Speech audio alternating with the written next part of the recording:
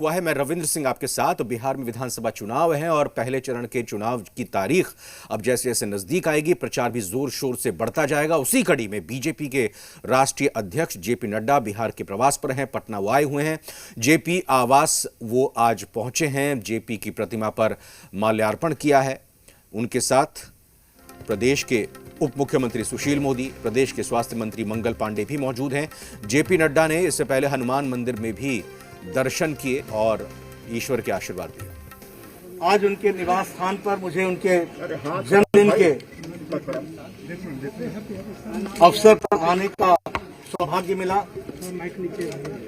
मुझे अपने युवा काल का लोकनायक के दिन याद आ गए, क्योंकि जब मैं कॉलेज में पढ़ता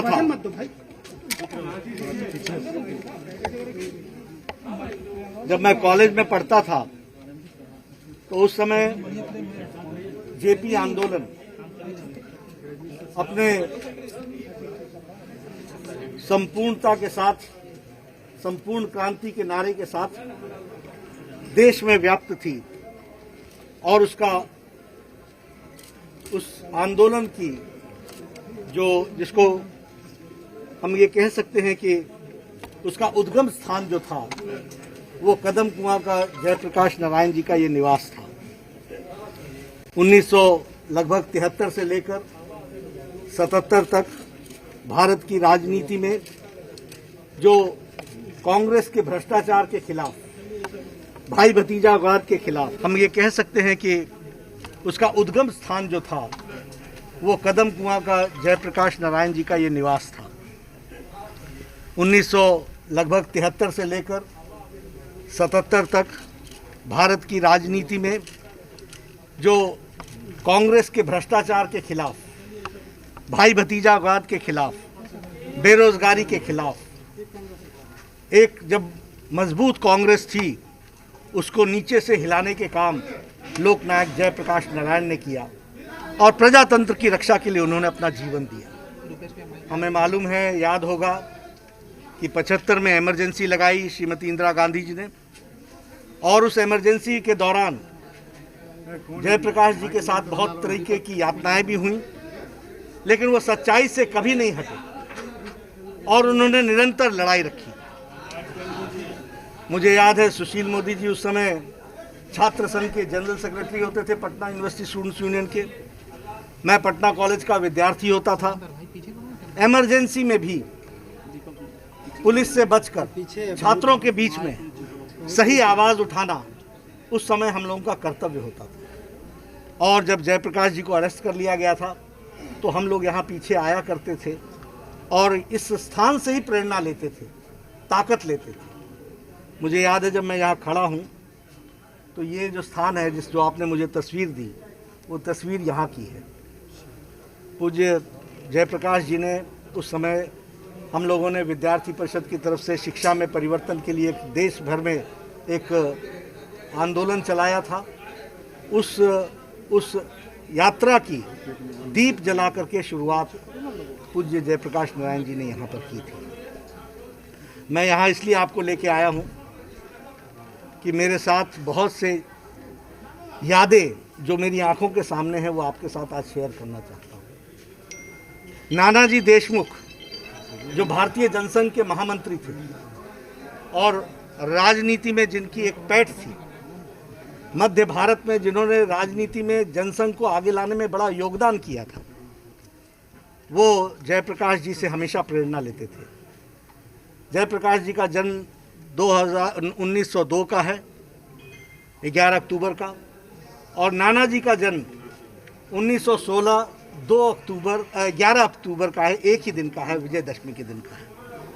मुझे याद है कि 1977 में नानाजी देशमुख यहाँ जयप्रकाश नारायण जी के पास आए थे और यहाँ एक मंच लगा था इस तरह, जहाँ जयप्रकाश जी के साथ उन्होंने मंच साझा किया था और जयप्रकाश जी से वो आशीर्वाद लेने आए थे और जन्मदिन की बधाई देने भी आए थे। उसमें उन्होंने यहीं से ऐलान किया था कि अब मैं एक्टिव राजनीति से अपना संन्यास लेता हूं और मैं सामाजिक जीवन में जाऊं।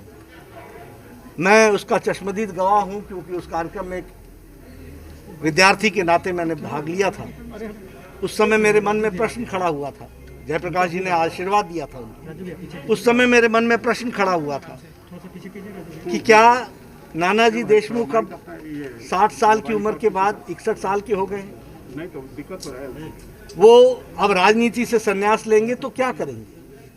हमें नहीं मालूम था कि नानाजी ने अपने राजनीतिक जीवन से बड़ा कद और बड़ा योगदान उसके बाद के जीवन काल में दिया, और उन्होंने जिस तरीके से संपूर्ण क्रांति को विषय को लेकर के, जयप्रकाश नारायण जी का आशीर्वाद लेकर के गांव में परिवर्तन करने का काम पकड़ा और ग्रामोत्थान का जो विषय उठाया, उसके लिए उन्होंने अपना जीवन समर्पित कर दिया। ऐसे दो महापुरुषों का जिनका आज जन्मदिन है, उनको मैं नमन करता हूँ, उनसे मैं प्रेरणा लेता हूँ, अपने युवा काल को याद करता हूँ, और मैं अपने आप को सौभाग्यशाली मानता हूँ कि जिस उद्गम स्थान से देश की राजनीति ने एक नई झलक देखी, एक नई उम्मीद देखी, एक नया नॉन कांग्रेस गवर्नमेंट देखा, और एक भ्रष्टाचार बेरोजगारी के खिलाफ लड़ने की ताकत देखी, उसके साथ मुझे भी सम्मिलित होने का मौका मिला, मंगल जी को सम्मिलित होने का मौका मिला, संजय जी को सम्मिलित होने का मौका मिला।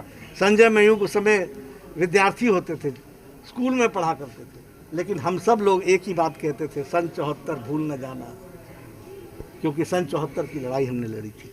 आज हम उस स्थान पर आए हैं, मुझे पुनः उनसे प्रेरणा मिली है। हम सब लोग जानते हैं कि जयप्रकाश नारायण जी ने अपना जीवन, सादगी भरा जीवन, समाज को समर्पित किया। कभी सत्ता के प्रति उन्होंने अपना वो नहीं झुके, और नहीं सत्ता से झुके, ऐसा व्यक्तित्व था उनका।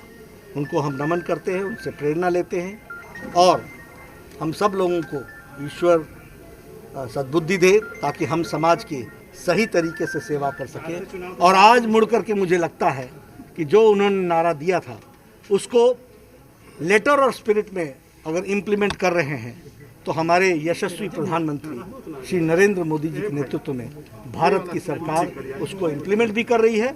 और राजनीति में जो वो राजनीति की संस्कृति को बदलने की बात करते थे, वह बात, उसको नरेंद्र मोदी जी ने भारत की राजनीति में संस्कृति का बदलाव किया है, और उस बदलाव के साथ साथ पारदर्शिता के साथ देश को विकास की ओर ले गए हैं, और दुनिया में देश को स्थापित करने में उन्होंने अपना योगदान किया है। हम सब लोग उनके साथ मिलकर जयप्रकाश नारायण जी की आशाएं, नानाजी देशमुख की आशाओं को और अच्छे से आगे बढ़ाएंगे, यही संकल्प है।